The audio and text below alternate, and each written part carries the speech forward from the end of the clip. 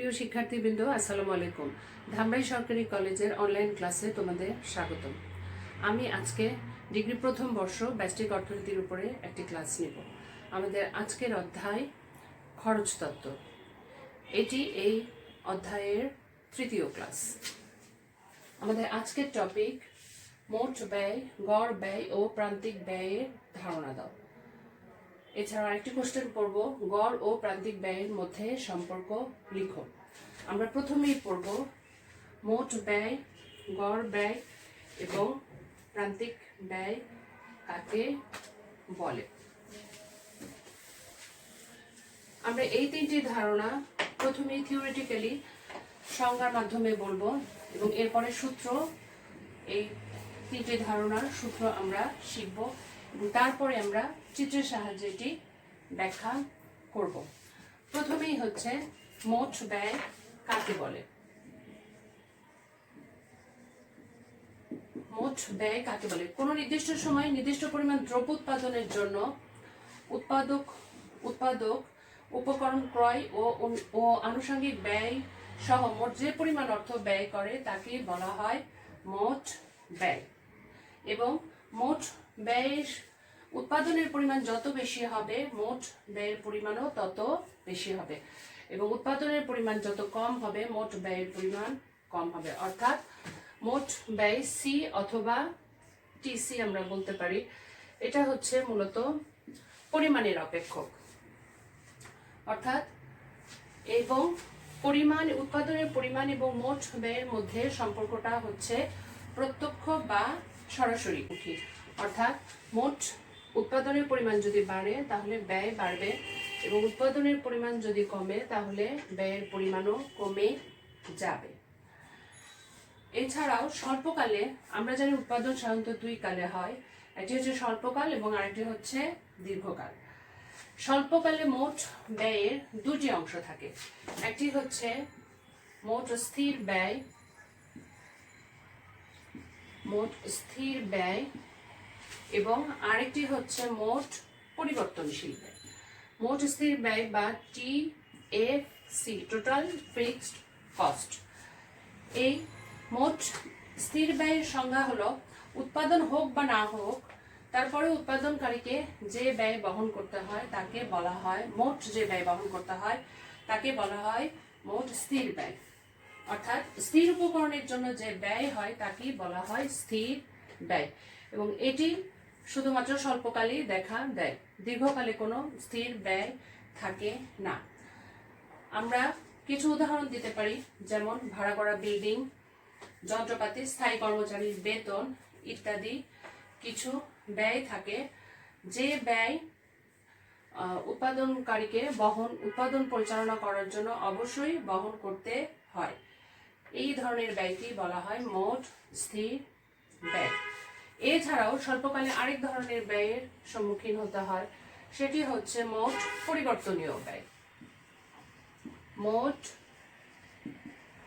পরিবর্তনীয় ব্যয় বা ইংরেজিতে বলে টোটাল ভেরিয়েবল কস্ট, সংক্ষেপে আমরা লিখি TVC। মোট পরিবর্তনীয় ব্যয়ের সংজ্ঞা হচ্ছে উৎপাদনের পরিমাণের পরিবর্তনের সঙ্গে সঙ্গে যে ব্যয়ের পরিবর্তন হয়।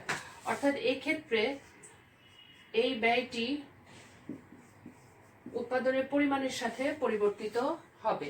অর্থাৎ উৎপাদনের পরিমাণ বাড়লে যে ব্যয়ের পরিমাণ বাড়বে, এবং উৎপাদনের পরিমাণ কমলে যে ব্যয়ের পরিমাণ কমবে, তাকেই বলা হয় মোট পরিবর্তনীয় ব্যয়। আমরা উদাহরণ দিতে পারি, কাঁচামাল, শ্রমিক, পরিবহন ইত্যাদির জন্য যে ব্যয় হয় তাকেই বলা হয় মোট পরিবর্তনীয় ব্যয়। আবার উৎপাদন যদি শূন্য থাকে তাহলে মোট পরিবর্তনীয় ব্যয়ও শূন্য হবে, কিন্তু উৎপাদন শূন্য থাকলেও স্থির ব্যয় কিন্তু ঠিকই থাকবে। কাজেই আমরা বলতে পারি মোট ব্যয়টা মোট পরিবর্তনশীল ব্যয়টা উৎপাদনের পরিমাণের উপর নির্ভর করে, এবং মোট স্থির ব্যয়টা উৎপাদনের পরিমাণের উপরে নির্ভর করে না। অর্থাৎ উৎপাদনের পরিমাণ যদি শূন্য হয় তাহলেও যে ব্যয় উৎপাদনকারীকে বহন করতেই হয় সেই ব্যয়কে বলা হয় স্থির ব্যয়। সবশেষে আমরা বলতে পারি স্বল্পকালে মোট ব্যয়, টিসি হবে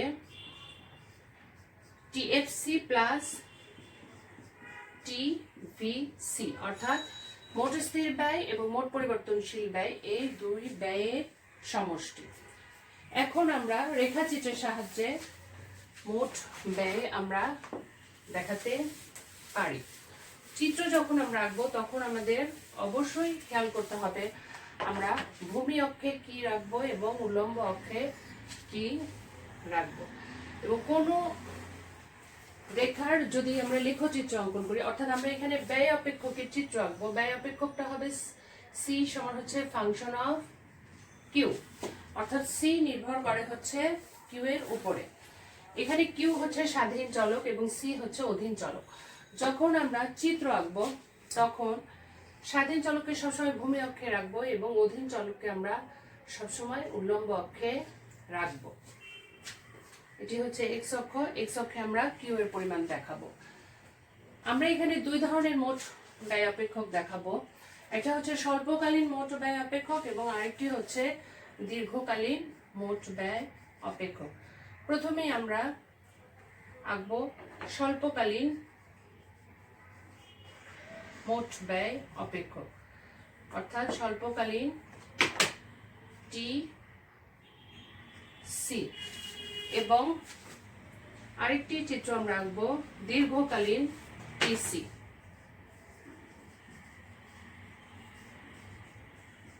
টোটাল কস্ট উভয় ক্ষেত্রে আমরা এক্স অক্ষে দেখাবো উৎপাদনের পরিমাণ এবং ওয়াই অক্ষে দেখাবো ব্যয়ের পরিমাণ।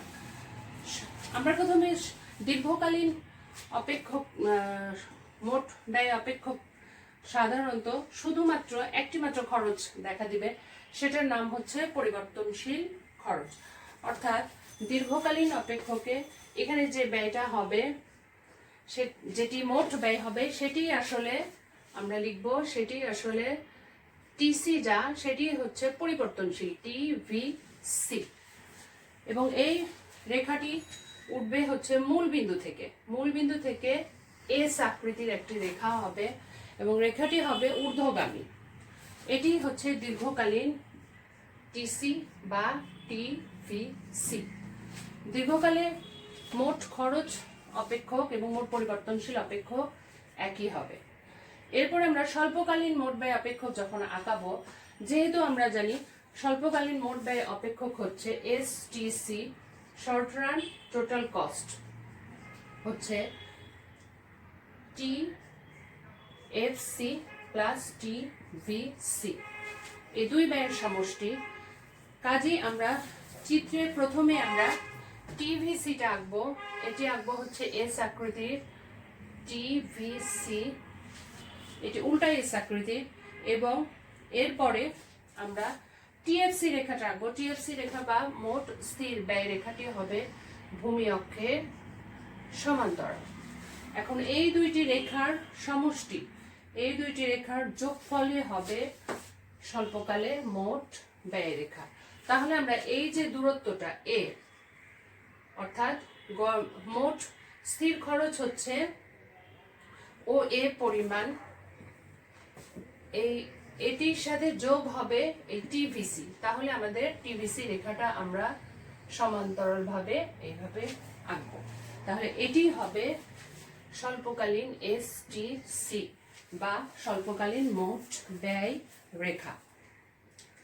এরপরে আমরা চিত্র শিখলাম, চিত্রে আমরা মোট ব্যয় রেখাটা দেখালাম। দীর্ঘকালীন মোট ব্যয় রেখা হবে মূলবিন্দু থেকে উল্টা এস আকৃতির একটি রেখা এবং স্বল্পকালীন রেখাটা হবে মূলবিন্দু থেকে উপরে ওয়াই অক্ষ বরাবর কিছু দূরত্ব স্থির ব্যয় অতিক্রম করে তারপরে হবে মোট ব্যয় রেখা। এরপরে আমরা পড়ব গড় ব্যয় রেখা কাকে বলে বা গড় ব্যয় রেখার ধারণা আমরা পড়ব। আগের মতোই আমরা থিওরিটিক্যাল সংজ্ঞা পড়ব, এরপরে আমরা একটি সূত্র পড়ব এবং তারপর আমরা চিত্রের সাহায্যে দেখাবো গড় ব্যয় কাকে বলে। গড় ব্যয়ের সংজ্ঞা হলো প্রতি একক দ্রব্য উৎপাদন করতে যে ব্যয় হয় তাকেই বলা হয় গড় ব্যয় তাকেই গড় ব্যয় বলে। সুতরাং মোট ব্যয়কে যদি আমরা উৎপাদনের পরিমাণ দিয়ে ভাগ করি তাহলেই আমরা পাবো গড় ব্যয়। গড় ব্যয়ের আমরা একটি সংখ্যা ভিত্তিক উদাহরণও আমরা দেখাতে পারি। যেমন কোনো একটি দ্রব্যের 100 একক উৎপাদন করতে যদি খরচ হয় 500 টাকা, 100 একক উৎপাদন করতে, অর্থাৎ দ্রব্যের পরিমাণ 100 একক। এখন খরচ সি যদি হয় 500 টাকা, তাহলে এখান থেকে আমরা ভাগ দিয়ে আমরা 1 একক দ্রব্যের উৎপাদন খরচটা বের করতে পারবো। অর্থাৎ অতএব গড় খরচ হবে, এভারেজ কস্ট হবে হচ্ছে মোট খরচ ভাগ হচ্ছে উৎপাদনের পরিমাণ, অর্থাৎ টিসি বাই ডিভাইডেড কিউ। এখানে টিসি হচ্ছে 500 এবং কিউ হচ্ছে 100 বা 5। কাজেই আমরা গড় খরচের যে সমীকরণ পাবো সেটি হচ্ছে এভারেজ কস্ট হচ্ছে টিসি ডিভাইডেড কিউ। এখন আমরা বলতে পারি গড় ব্যয়ের আবার দুটি অংশ আছে। একটি হচ্ছে গড় স্থির খরচ বা এএফসি এবং গড় পরিবর্তনশীল। গড় স্থির খরচ কাকে বলে? মোট স্থির ব্যয়কে উৎপাদনের পরিমাণ দিয়ে ভাগ করলে গড় স্থির ব্যয় পাওয়া যায়। অর্থাৎ গড় স্থির ব্যয় এএফসি সমান হচ্ছে টিএফসি ডিভাইডেড কিউ। কাজে আমরা বলতে পারি উৎপাদনের প্রতি একক স্থির ব্যয়ের নামই হচ্ছে গড় স্থির ব্যয়। এখন মোট স্থির ব্যয়ের সাথে গড় স্থির ব্যয়ের যে সম্পর্ক সেটি হলো মোট স্থির ব্যয় যদি স্থির থাকে অর্থাৎ একই থাকে এবং উৎপাদনের পরিমাণ যদি বাড়তে থাকে তাহলে গড় স্থির ব্যয় কমে যাবে। এরপরে আমরা গড় ব্যয়ের আরেকটি অংশ পড়ব, সেটি হলো গড় পরিবর্তনশীল খরচ। গড় পরিবর্তনশীল খরচ কাকে বলে? এখন আমরা লিখব গড় পরিবর্তনশীল খরচ।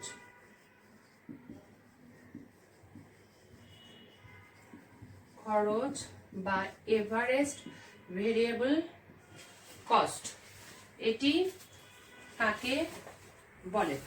গড় পরিবর্তনশীল খরচের সংজ্ঞাটা হবে মোট পরিবর্তনশীল খরচ বা ব্যয়কে উৎপাদনের পরিবর্তন দ্বারা উৎপাদনের পরিমাণ দ্বারা ভাগ করলে যা থাকে তাই হচ্ছে গড় পরিবর্তনশীল খরচ বা এভিসি। অর্থাৎ এভিসি এর সংজ্ঞা আমরা লিখতে পারি এভিসি সমান হচ্ছে টিভিসি ডিভাইডেড কিউ।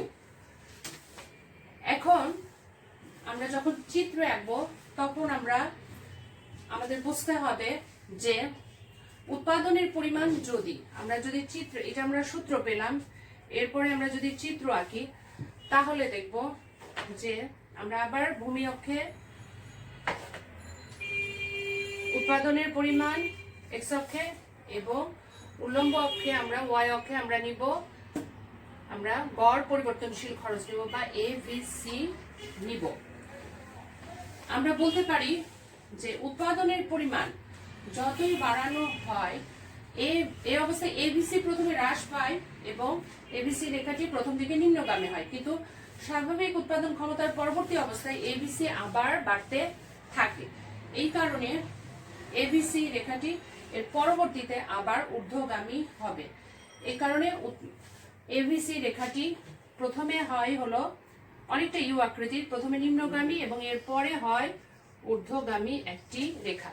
অর্থাৎ উৎপাদনের পরিমাণ 1 একক 2 3, উৎপাদনের পরিমাণ যতই বাড়ানো হবে গড় পরিবর্তনশীল খরচটি প্রথম দিকে কমতে থাকবে এবং একটি নির্দিষ্ট উৎপাদন স্তরের পরে গড় পরিবর্তনশীল খরচ আবার বাড়তে থাকে। এই জন্য গড় পরিবর্তনশীল খরচ অনেকটাই ইউ আকৃতি।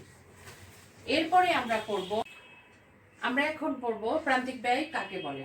উৎপাদনের পরিমাণ 1 একক বৃদ্ধি করলে মোট ব্যয় যে পরিমাণ বৃদ্ধি পায় তাকেই বলা হয় প্রান্তিক ব্যয়। অর্থাৎ অতিরিক্ত 1 একক উৎপাদনের ব্যয়কে প্রান্তিক ব্যয় বলে। আমরা একটি উদাহরণের সাহায্যে বলতে পারি প্রান্তিক ব্যয়ের উদাহরণ। যদি 10টি শার্টের উৎপাদন ব্যয় 10টি শার্টের ব্যয় বা উৎপাদন ব্যয় যদি হয় 500 টাকা এবং 11টি শার্টের উৎপাদন ব্যয় যদি হয় 580 টাকা, তাহলে আমরা 11তম শার্টের ব্যয় হবে, অর্থাৎ পরিবর্তনটা হবে, আমরা বিয়োগ করে বের করব অতিরিক্ত যে একটি শার্টের উৎপাদন ব্যয় সেটি হবে 80 টাকা। এখানে অতিরিক্ত 11 মাইনাস 10 অর্থাৎ একটি শার্টের ব্যয় হলো 80 টাকা। 80 টাকা, এই 80 টাকা আমরা পেলাম কিভাবে? 580 বিয়োগ 500 সমান হচ্ছে 80 টাকা। এটি হচ্ছে 11তম শার্টের প্রান্তিক ব্যয়। কাজে প্রান্তিক ব্যয়ের সূত্র অনুযায়ী আমরা লিখতে পারি, অতএব এমসি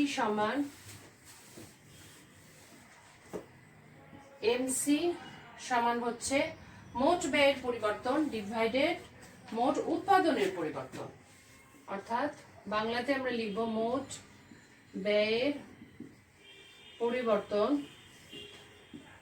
ডিভাইডেড মোট উৎপাদনের পরিবর্তন, বা এই চিহ্নটাকে আমরা বলি ডেল টিসি, বা চেঞ্জিং আমরা বলতে পারি চেঞ্জিং কিউ। এটি হচ্ছে প্রান্তিক ব্যয়ের সূত্র। এছাড়াও আমরা অন্তর্কলনের মাধ্যমেও প্রান্তিক ব্যয়ের আরেকটি সূত্র আমরা দিতে পারি, সেটি হবে প্রান্তিক ব্যয়ের আরেকটি সূত্র আছে 2 নম্বর, এটা এমসি সমান হচ্ছে ডি কিউ অফ টিসি, অর্থাৎ মোট খরচে পরিবর্তন কার সাপেক্ষে? কিউ এর সাপেক্ষে। এখন আমরা প্রান্তিক ব্যয়ের চিত্র যদি আঁকি তাহলে আমরা আগের মতোই বলবো। চিত্রের সাহায্যে যদি আমরা দেখাই চিত্র, প্রান্তিক ব্যয়ের চিত্র, সব ধরনের ব্যয়ের ক্ষেত্রেই ভূমি অক্ষে আমরা দিব কিউ এবং উল্লম্ব অক্ষে আমরা সংশ্লিষ্ট ব্যয়টি দিব। এসি টিসি থাকলে টিসি দিব, এসি থাকলে এসি দিব, এমসি থাকলে আমরা যেহেতু এমসি আঁকছি আমরা উল্লম্ব অক্ষে এমসি দিব। এখন এমসি রেখাটি হবে অনেকটা ইংরেজি ইউ অক্ষরের মতো, অর্থাৎ প্রথমে এমসি কমবে এবং এরপরে এমসি বাড়তে থাকবে। উৎপাদনের পরিমাণ 1 2 3 4, অর্থাৎ উৎপাদনের পরিমাণ বাড়তে থাকবে। তখন দেখা যাবে মার্জিনাল কস্ট প্রথম দিকে কমতে থাকে এবং এরপরে একটা নির্দিষ্ট স্তরের পরে মার্জিনাল কস্ট আবার উপরে উঠতে থাকে। এই জন্য আমরা বলি উৎপাদন বৃদ্ধির সাথে সাথে প্রান্তিক ব্যয় প্রথমে হ্রাস পায় এবং পরবর্তীতে খুবই দ্রুত বৃদ্ধি পায়, ফলে এমসি রেখা ইউ আকৃতি বিশিষ্ট হয়। এতক্ষণ আমরা পড়লাম মোট ব্যয় টিসি, গড় ব্যয় এসি এবং এমসি রেখা কাকে বলে, এদের সংজ্ঞা পড়লাম। এছাড়াও আমরা পড়লাম এদের বের করার সূত্র এবং চিত্র। এখন আমরা আরেকটি অংশ পড়ব, সেটি হচ্ছে গড় ব্যয় ও প্রান্তিক ব্যয়ের মধ্যে সম্পর্ক কি, অর্থাৎ এসি এবং এমসির মধ্যে একটি সম্পর্ক আছে। এসি ও এমসি এর মধ্যে সম্পর্কটি কি? প্রথমেই আমরা পড়ব গড় ব্যয় হলো মোট উৎপাদন ব্যয় এবং মোট উৎপাদনের ভাগফল, অর্থাৎ এসি হচ্ছে টিসি ও কিউ এর ভাগফল এবং প্রান্তিক ব্যয় হচ্ছে অতিরিক্ত 1 একক উৎপাদন করতে মোট যে পরিমাণ ব্যয় বাড়ে তাই হলো প্রান্তিক ব্যয়। অর্থাৎ প্রান্তিক ব্যয় হচ্ছে এমসি সমান হচ্ছে changing TC divided changing Q. আগেরটাতে কোনো চেঞ্জিং নাই, পরেরটাতে আমাদের চেঞ্জিং আছে বা ডেল চিহ্নটি আছে। কাজেই আমরা বলতে পারি এই দুইয়ের মধ্যে একটি সম্পর্ক আছে। গড় খরচ এবং প্রান্তিক খরচের মধ্যে যে সম্পর্ক আছে তা তিনটি পর্যায়ের মাধ্যমে ব্যাখ্যা করা যায়।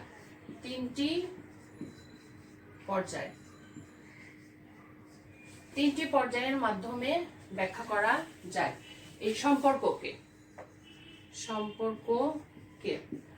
এই দুইয়ের মধ্যে যে সম্পর্ক আছে তাকে তিনটি পর্যায়ের মাধ্যমে ব্যাখ্যা করা যায়। প্রথম পর্যায়ে যেটি দেখা যায় যে আমরা যদি আমরা চিত্র আঁকি দুটিরই, তাহলে আমরা এক্স অক্ষে দেখাবো উৎপাদনের পরিমাণ এবং ওয়াই অক্ষে আমরা দেখাবো গড় ব্যয় এবং প্রান্তিক ব্যয়, অর্থাৎ এসি আর এমসি আমরা দুটিকেই দেখাবো। আমরা যদি এখন রেখা আঁকি তাহলে আমরা বলতে পারি প্রথমে গড় ব্যয় রেখাটি হবে ইউ আকৃতির এসি, এবং প্রান্তিক ব্যয় রেখাটিও অনেকটা ইউ আকৃতির হবে, কিন্তু এসির যে সর্বনিম্ন বিন্দু হবে এই বিন্দু দিয়ে প্রান্তিক ব্যয় রেখাটি এই বিন্দু দিয়ে উপরে যাবে এমসি। আচ্ছা, এখন আমরা সম্পর্কটাকে আমরা ব্যাখ্যা করব প্রথম পর্যায়ে। প্রথম পর্যায়ে দেখা যাচ্ছে যে অর্থাৎ 1 একক, 2 একক, 3, 4, 5 আমরা যদি উৎপাদনের পরিমাণ ক্রমাগত বাড়াতে থাকি, 1 একক উৎপাদন, 2 একক উৎপাদন, 3 একক উৎপাদন। প্রথম একক উৎপাদনে দেখো গড় খরচ যতটুকু ছিল এটি আস্তে আস্তে কমে যাচ্ছে এবং প্রান্তিক খরচও আস্তে আস্তে কমে যাচ্ছে। উভয় খরচই উৎপাদন বৃদ্ধির সাথে সাথে কমে যাচ্ছে, নিচের দিকে আসছে। তেমনি ভাবে আস্তে আস্তে 3 একক উৎপাদনে গড় খরচ রেখাটা হচ্ছে সবচেয়ে কম, এবং এরপরে 4 একক খরচে খেয়াল করে দেখো 4 একক খরচে উৎপাদনের গড় খরচ আবার বেড়ে যাচ্ছে, 5 এককের গড় খরচ আবার বেড়ে যাচ্ছে। কাজে প্রথম পর্যায়ে আমরা দেখব প্রাথমিক পর্যায়ে সাধারণত কেন গড় খরচ এবং প্রান্তিক খরচ কমে যায়। আভ্যন্তরীণ ও বহিস্থ ব্যয় সংকোচনের কারণে উৎপাদনের পরিমাণ বৃদ্ধির সাথে সাথে এসি এবং এমসি কমতে থাকে। কাজে আমরা বলবো প্রথম পর্যায়ে কি সৃষ্টি হয়, আভ্যন্তরীণ ও বহিস্থ ব্যয় সংকোচের সৃষ্টি হয়। অর্থাৎ উৎপাদনের শুরুর দিকে হয়তো মেশিনারিজ বা যন্ত্রপাতি ভালো থাকে এবং কর্মীরাও, শ্রমিক কর্মচারী তারাও খুব উৎসাহের সাথে কাজ করে, এই কারণে দেখা যায় যে আভ্যন্তরীণ এবং বহিস্থ ব্যয়ের দিকে কম ব্যয় হচ্ছে, অর্থাৎ ব্যয় সংকোচন দেখা দিচ্ছে। এই আভ্যন্তরীণ ও বহিস্থ ব্যয় সংকোচনের কারণেই উৎপাদনের প্রথম দিকে অর্থাৎ 1 থেকে 3 একক পর্যন্ত উৎপাদন পর্যন্ত উৎপাদনের পরিমাণ বৃদ্ধি করার সাথে সাথে উৎপাদন ব্যয়ের পরিমাণ আস্তে আস্তে কমতে থাকে, গড় খরচ এবং প্রান্তিক খরচ আস্তে আস্তে কমতে থাকে। তবে এখানে শুরুর দিকে এসি যে হারে কমে, এমসি তার চেয়ে অধিক হারে কমে, অর্থাৎ এখানে এমসি রেখাটা নিচে থাকে, এমসি এসি এর নিচে থাকে এই 3 একক উৎপাদন স্তর পর্যন্ত। এমসি রেখাটা নিচে আছে, এসি রেখাটা উপরে আছে, অর্থাৎ এসির পরিমাণ বেশি এবং এমসির পরিমাণ কম, অর্থাৎ এসির চেয়ে এমসি বেশি কমতে থাকে। অর্থাৎ এসি যে হারে কমে এমসি অধিক হারে কমে, অর্থাৎ এমসি অধিক হারে কমে। উৎপাদনের প্রথম দিকে এমসি এসির চেয়ে বেশি হারে কমে, ফলে এমসি রেখা এসি রেখার নিচে অবস্থান করে। কাজেই এই পর্যায়ে আমরা বলতে পারি AC greater than MC, AC greater than MC উৎপাদনের প্রাথমিক অবস্থায়, অর্থাৎ 3 একক পর্যন্ত, 3 একক উৎপাদন পর্যন্ত। আচ্ছা, এটি ছিল উৎপাদনের প্রথম পর্যায়। আচ্ছা, এরপরে আমরা পড়ব উৎপাদনের দ্বিতীয় পর্যায়। উৎপাদনের দ্বিতীয় পর্যায়ে কি হয়, এটিকে আমরা কাম্য পর্যায়ে বলতে পারি। কাম্য পর্যায়ে দেখা যায় গড় ব্যয় যখন সর্বনিম্ন স্তরে পৌঁছায় তখন গড় ব্যয় ও প্রান্তিক ব্যয় পরস্পর সমান হয়, অর্থাৎ এসি সমান এমসি হয়। এখানে দ্বিতীয় পর্যায়কে আমরা বলতে পারি যেখানে গড় ব্যয় সবচেয়ে কম, অর্থাৎ এই দূরত্বটা হচ্ছে সবচেয়ে কম 3 একক উৎপাদনে গড় ব্যয় হচ্ছে সবচেয়ে কম, যেখানে গড় ব্যয় সবচেয়ে কম অর্থাৎ এসি সমান এমসি, সেখানে একে আমরা বলি কাম্য পর্যায়। দ্বিতীয় পর্যায়টি হচ্ছে কাম্য পর্যায়, এখানে এসি সমান এমসি এবং এখানে অবশ্যই এমসি রেখা এসি রেখার সমান হবে। এরপরে আমরা পড়ব তৃতীয় পর্যায়। তৃতীয় পর্যায়ে আমরা দেখব উৎপাদন কাম্য স্তরে পৌঁছানোর পরও যদি উৎপাদনের পরিমাণ কেউ বাড়াতে থাকে, অর্থাৎ 4 একক বা 5 একক পর্যন্ত উৎপাদন কেউ যদি করতে থাকে কোনো উৎপাদনকারী, তাহলে গড় ব্যয় এবং প্রান্তিক ব্যয় এইবারে না কমে আরো বাড়তে থাকবে।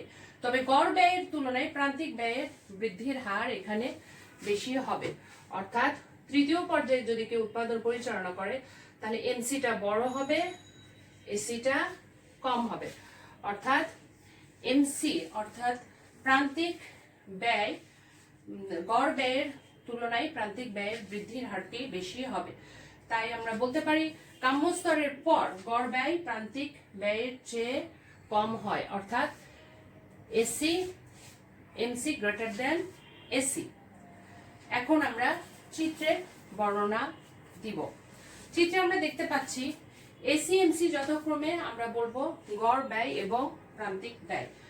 ওকিউ পরিমাণ উৎপাদনের পূর্ব পর্যন্ত, অর্থাৎ আমরা যদি এই উৎপাদনের পরিমাণকে আমরা যদি কিউ বলি, ওকিউ পরিমাণ উৎপাদনের পূর্ব পর্যন্ত এসি রেখা ক্রমান্বয়ে ডান দিকে নিম্নগামী, যতক্ষণ পর্যন্ত এসি রেখা নিম্নগামী ততক্ষণ পর্যন্ত এমসি রেখাও নিম্নগামী এবং এসির নিচে অবস্থান করে এবং এক পর্যায়ে এসি রেখা বড় হয়ে যায় এবং এমসির চেয়ে যখন উৎপাদনের পরিমাণ হচ্ছে ও কিউ। এই ও কিউ উৎপাদন স্তরে, অর্থাৎ আমরা যদি বলি ই বিন্দু, এই স্তরে এসি সবচেয়ে কম হবে এবং এই স্তরে এসি রেখাকে এমসি রেখা নিচের দিক থেকে ছেদ করে উপরের দিকে, নিচের দিক থেকে ছেদ করে উপরের দিক থেকে না নিচের দিক থেকে ছেদ করে উপরে উঠেছে। সুতরাং এসি রেখার সর্বনিম্ন বিন্দুতে এমসি সমান এসি হয়েছে। ও কিউ উৎপাদনের পর এসি ও এমসি উভয় ডান দিকে ঊর্ধ্বগামী এবং গড় ব্যয় অপেক্ষা প্রান্তিক ব্যয় বৃদ্ধির হার এখানে বেশি, অর্থাৎ প্রান্তিক ব্যয়ের পরিমাণটা এখানে বেশি। কাজেই এমসি রেখা এসি রেখার উপরে অবস্থান করছে। এসি রেখা ই বিন্দু পর্যন্ত নিম্নগামী, তারপর আবার এসি রেখা ঊর্ধ্বগামী। ই হলো এসি রেখার সর্বনিম্ন বিন্দু, ই বিন্দুটা হলো এসি রেখার সর্বনিম্ন বিন্দু। অতএব আমরা বলতে পারি এসি ও এমসি রেখা উভয় রেখাই হচ্ছে অনেকটাই প্রথমে নিম্নগামী এবং পরে ঊর্ধ্বগামী, অর্থাৎ ইংরেজি ইউ অক্ষরের মতো, এবং এদের মধ্যে সম্পর্ক হলো কাম্য স্তরের পূর্ব পর্যন্ত এসিটাই বড় হয় এবং এমসি ছোট হয়। কাম্য স্তরে এসি সমান এমসি, এখানে এসি সমান এমসি, এবং কাম্য স্তরের পরে যদি উৎপাদনের পরিমাণ বাড়ানো হয় তাহলে হবে এমসি গ্রেটার দেন এসি।